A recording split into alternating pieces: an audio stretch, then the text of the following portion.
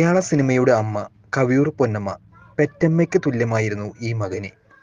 ഇത്തരത്തിൽ ഈ വാക്കുകൾ കേൾക്കുമ്പോൾ ആദ്യം മനസ്സിലേക്ക് ഓടിയെത്തുന്നത് മോഹൻലാൽ എന്ന നടനെയാണ്.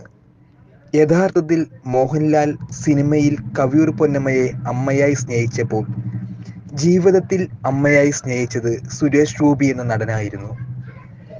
കവിയൂർ പൊന്നമ്മയുടെ മരണദിവസം സുരേഷ് ഗോപി ചെയ്തത് ഒരു മകൻ അമ്മയ്ക്ക് വേണ്ടി ചെയ്യേണ്ട കാര്യങ്ങൾ തന്നെയായിരുന്നു. കവിയൂർ പൊന്നമ്മയുടെ ചിത്രം പങ്കുവച്ച് മലയാളത്തിന്റെ അമ്മക്ക്, എൻ്റെ സ്വന്തം പൊന്നമ്മ ചേച്ചിക്ക് കണ്ണീരിൽ കുതിർന്ന ആദരാഞ്ജലികൾ എന്ന് സുരേഷ് ഗോപി കുറിച്ചിരുന്നു. ചിലരൊക്കെ ചിരിച്ച മുഖത്തോടും ഹസ്തദാനം ചെയ്തും പരിചയം പുതുക്കലുമായി കളമശ്ശേരിയിലെ ടൗൺ ഹാളിൽ തുടർന്നപ്പോൾ കവിയൂർ പൊന്നമ്മയുടെ മൃതദേഹത്തിന് മുമ്പിൽ വേദനയോടെ മാത്രമാണ് സുരേഷ് ഗോപി നിന്നത്. ആ വേദന മുഖത്ത് പ്രകടമായിരുന്നു.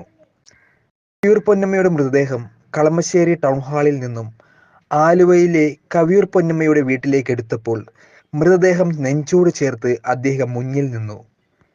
കണ്ണീർ തുടച്ച് ഒരു മകനെ പോലെ അദ്ദേഹം എല്ലാം ചെയ്തു.